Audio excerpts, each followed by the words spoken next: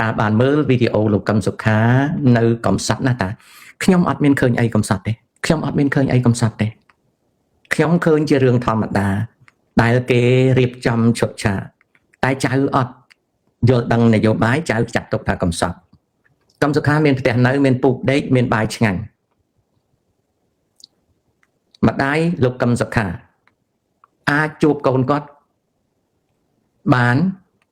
នៅពេលដែលចូលកូនគាត់ហ្នឹងគេឲ្យមកនៅឃុំឯផ្ទះកឹមសុខារស់នៅជាមួយនឹងប្រពន្ធគាត់នៅផ្ទះហ្នឹងហើយញាតិសន្តានឧបការីកឹមសុខាក៏អាចជួបកឹមសុខាបានហើយកឹមសុខាក៏គេមិនមែនហាមមិនឲ្យទៅមើលម៉ែដែរហើយម៉ែក៏គេអត់ហាមមិនឲ្យទៅមើលកូនដែរអញ្ចឹងនៅពេលដែលចៅចាញ់ភូតគេអត់គិតពីខ្លួនឯងដែលសំណោះដែលអត់មានសិទ្ធិសេរីភាពដែលអត់ដឹងថារកស៊ីទៅការអីមិនគិតខ្លួនឯងចៅទៅសំណោះសំណោកនឹងឃើញកពើយំ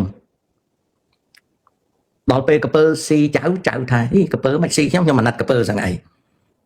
តាមការពិតខ្ញុំឃើញមួយផ្លែតនៅក្នុង Facebook ក៏អូសរំលងទៅពីព្រោះវាគ្មានអ្វីទេវាជានយោបាយលោកហ៊ុនសែនអត់បានធ្វើទុកបុកម្នេញវាយដំច្រំធាក់កឹមសុខាទេកឹមសុខាគឺជាកណ្ដុរនៅក្នុងដៃឆ្មាគឺហ៊ុនសែនកណ្ដុរគឺកឹមសុខាដរាបណាកូនស្រីកឹមសុខានៅខាងក្រៅមិននិយាយអីប៉ះពាល់ដល់ហ៊ុនសែនកឹមសុខារស់នៅបានហើយបើកូនស្រីកឹមសុខាចង់វិលទៅស្រុកវិញគ្រាន់តែសុំទោសហ៊ុនសែនចប់អត់មានអីដែលហ៊ុនសែនគាត់ប្រកាន់ទេរឿងនយោបាយបែបនេះចៅកុំឆោតចូលចៅឆ្លាតឡើងវាសនារបស់ចៅទេដែលចៅត្រូវគិតណាចៅសម្លាញ់មិនមែនគេស៊ីស្រួលដេកស្រួលចៅត្រូវជឿលើទឹកភ្នែកកពើទេខ្ញុំគ្មានអីស្អប់កឹមសុខាទេតែខ្ញុំអត់ឃើញកឹមសុខាមានបញ្ហាបើកាលកឹមសុខាជាប់គុកនៅម៉ូប្រហែលនោះអានឹងខ្ញុំព្រួយតែឥឡូវគេដោះចេញមកប៉ុណ្ណឹងហើយខ្ញុំសួរលោកហ៊ុនសែនហើយថាបងអើយលែងកឹមសុខាទៅគាត់ថាអានឹងទុកឲ្យម៉ាណែតអញ្ចឹងតិចទៀតម៉ាណែតគាត់ដោះស្រាយបញ្ហាហ្នឹងហើយតាំងពីលោកហ៊ុនសែននិយាយប្រាប់ខ្ញុំមកខ្ញុំអត់មានខ្វាយខ្វល់ទៀតទេព្រោះខ្ញុំដឹងថានឹងជានយោបាយលោកហ៊ុនសែនគ្មានប្រយោជន៍អីទៅវាយដំច្រំធាក់ឬក៏ធ្វើបាបកឹមសុខាទេកឹមសុខាក៏អត់មានអីលំបាកក្រៅពីនិមិត្តរូបនៃការជាប់ឃុំនៅផ្ទះតែប៉ុណ្ណឹងអញ្ចឹងចៅហើយទុកទឹកចិត្តនិងអារម្មណ៍របស់ចៅគិតពីរៀននិងកសាងជីវិតចៅទៅល្អជាងណា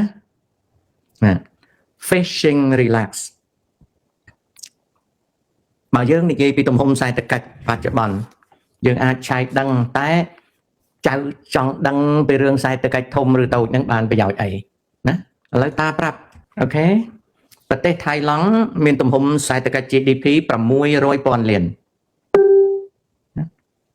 មានទំហំសេដ្ឋកិច្ច GDP 600,000 លាន600,000 លានសេដ្ឋកិច្ចទំហំ GDP សេដ្ឋកិច្ច GDP របស់វៀតណាមមានប្រហែលគ្នាគឺ550,000 លានគឺ550,000 លានអញ្ចឹងខុសគ្នាប្រមាណជា50,000 លានដែលភាពខុសគ្នារវាងយួននិងសៀមគឺចិត្តប្រហែលទំហំសេដ្ឋកិច្ចខ្មែរគឺចិត្តប្រហែលទំហំសេដ្ឋកិច្ចខ្មែរដូច្នេះក្នុងការប៉ាន់ស្មាននៃទំហំសេដ្ឋកិច្ច GDP ប្រទេសយួននឹងតាមតាន់ប្រទេសសៀមឆាប់ហើយគេដោះស្រាយទៅនឹងក៏ប៉ុន្តែប្រសិនជាយើងគិតពី GDP per capita បើយើងគិតអំពី GDP per capita ប្រជាជនថៃមាន67 លាននាក់បើយក GDP per capita គឺស្មើនឹង$7,300នៅពេលជាមួយគ្នាប្រជាជនយួន100 លាននាក់បើគិតតាម GDP per capita ត្រឹមតែ$4,700នេះគឺជាការប្រៀបធៀបក្រៅពីនឹងនិយាយអំពីសេចក្តីចម្រើនប្រទេសយួនចម្រើនតែមិនទាន់ដល់សៀមនៅឡើយទេ មិនតាន់ដល់សៀមនៅឡើយទេហើយបាននិយាយអំពី middle income ប្រទេសយួននៅទាបជាងប្រទេសសៀមនៅឡើយតែប៉ុណ្្នឹងឯងចៅណាគួរគិតខ្លួនឯងណាគួរគិតខ្លួនឯងកុំលាតរវាងសៀមនិងយួនប្រហែលប៉ុនសេដ្ឋកិច្ចខ្មែរប្រហែលប៉ុនសេដ្ឋកិច្ចខ្មែរហ្នឹងតកតងនឹងរឿងហ្នឹងណាកូនណា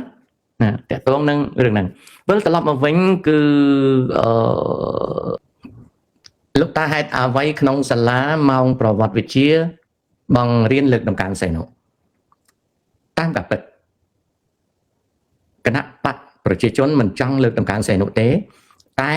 តួសីហនុនេះត្រូវយកមកធ្វើខែល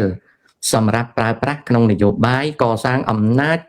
របស់ CPP ទើបគេត្រូវយកស្ដេចមកប្រើរីឯការលើកដំកើងស្ដេចគឺជាការប្រើប្រាស់ពួកស្ដេចជាខែលក្នុងការកសាងអំណាចនៅពេលដែលពួកស្ដេចគឺជាអាយ៉ងនៃមូលដ្ឋានអំណាចគណៈបកប្រជាជននឹងទើបគេធ្វើអញ្ចឹង